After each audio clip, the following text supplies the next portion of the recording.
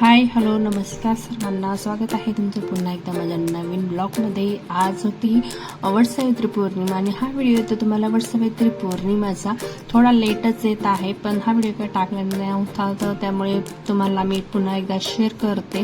तर चला, वटसावित्री पौर्णिमाला मी छान अशी तयार झाली, साडी वगैरे घातली आणि आम्ही गेलो होतो वटसावित्रीची वडाची पूजा करायला। तर चला, सर्व साहित्याचं मी सगळं साहित्य घेतलं होतं आणि छान साडी वेअर केली आणि छान आता वडाच्या झाडाला आम्ही पूजा करत होतो। तर त्याचं काही मी मला शूट्स घेतलं नाही, बाकीच्या याचं तर पूर्ण सामान्याची डिश मी ऑलरेडी तयार केली। त्यानंतर छान अशी वडाची पूजा केली, त्यानंतर छान आता पूजा करून घेतली आणि पानावर पहिले गणपतीची पूजा करून घेतली। त्यावर सुपारी ठेवली, हळदी कुंकू वाहिलं आणि तांदूळ अक्षदा वाहिली आणि त्यानंतर आता ओटी व्हायची होती। तर त्यानंतर मी आता ब्लाऊजचं पीस होतं त्यावर छान आता पहिलं दीपपूजन करून घेतलं, दिवा लावून घेतला होता मी आणि नंतरून आता मला ओटी भरायची होती। तर ओटीचं साहित्य सगळं साहित्य घेतलेलं होतं, तर त्याचा हा काही शूट्स आलेला नाही आहे। तर चला, आता आंबे सुतून घेते मी। तो आंबे कधीही जोडी घ्यायची असते, तर त्याला 2 धागे मारून त्यावर ओटीवर मी बाहून देणार आहे। ओटीवर सुपारी, हळदी कुंकू आणि खारी खोबरं फूल सर्व टाकले। त्यानंतर हळदी कुंकू वाहिलं आणि ओटी वाहिली आणि आंबे वाहून घेतले। त्यानंतर कापूर वगैरे टाकून मी कापूर पेटून पूजा करून घेतली, अगरबत्ती बघा। आणि त्यानंतर जानवा घेतला होता फुलांचा, अगरबत्ती वगैरे लावून छान पेटून पूजा करून घेतली होती मी। त्यानंतर आता दोरा बांधायचा होता, तो छान माझ्या संगे शेजारची आमच्या शेजारी राहतात त्या लेडीज आली होती आणि तिकडं बघतात ती आहे माझी छोटी जाव। छोटी जाव म्हणजे ती माझी बहीणच आहे। तर चला, पूजा वगैरे करून घेतली मी। त्यानंतर जानवाची माळ वडाला लावून घेतली।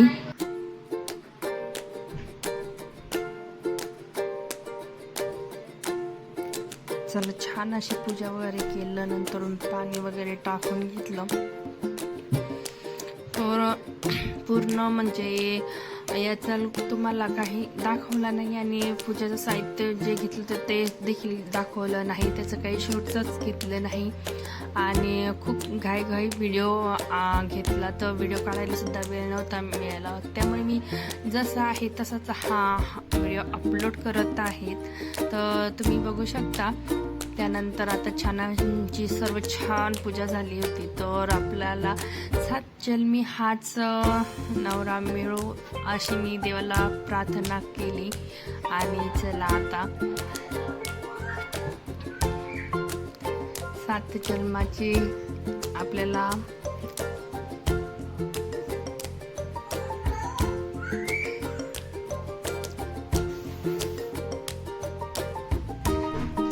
त्यानंतर धागा बांधण्यासाठी जागाच मिळत नव्हती, तर नंतर मी तेथेच धागा लावून दिला आणि नंतरून आता 7 वेळेस वडाला पूजा करून घेतली। तर खूप सारी गर्दी होती, अजिबात जागा नव्हती पूजा करण्यासाठी। तर खूप लेडीज येत होतात आणि आमची छान अशी म्हणजे पूजा तर छानच झालेली होती, त्याच्यात काही हे नाही आहे। आणि चला, आता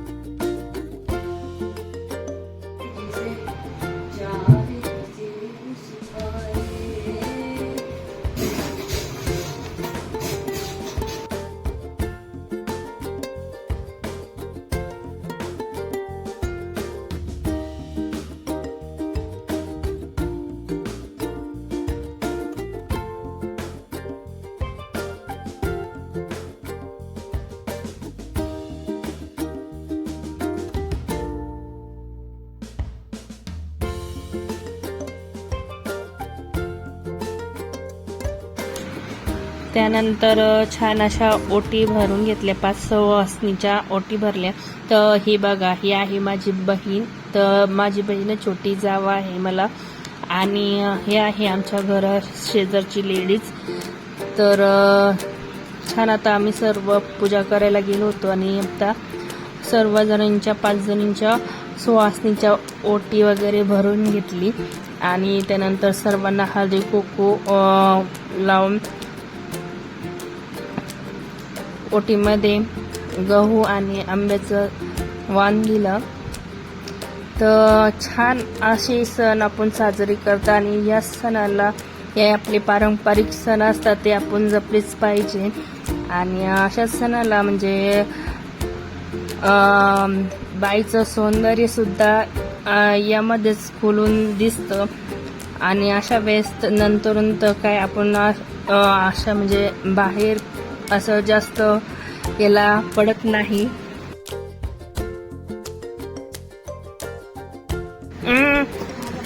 त्यानंतर छान आता पूजा वगैरे छान अशी झाली होती. त्यानंतर आता सर्व आवरलं आणि बघू शकता आता सर्व आता आम्ही आता घरी चाललो होतो.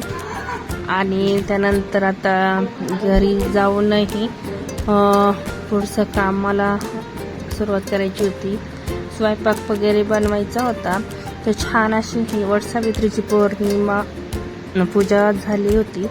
त्यानंतर आणि मिस्टरांनी आम्ही थोडंसं वेगळ्या जागेमध्ये सुद्धा फिरण्यासाठी गेलो होतो.